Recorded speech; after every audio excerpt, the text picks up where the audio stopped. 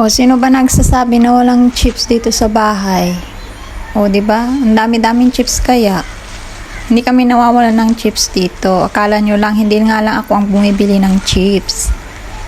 O, di ba? Ang dami-dami. Hindi kami talaga nauubusan ng chips dito kasi pag maubos, bibili na naman sila.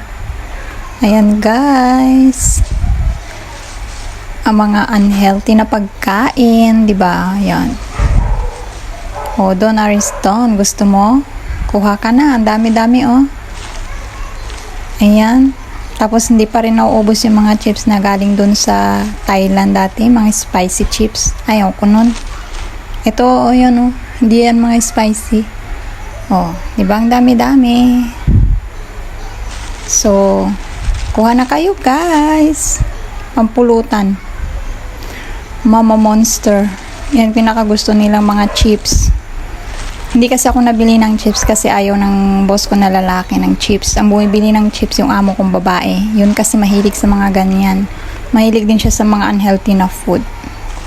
So, yun lang guys. Share ko lang sa inyo ang aking mga chips. Bye-bye!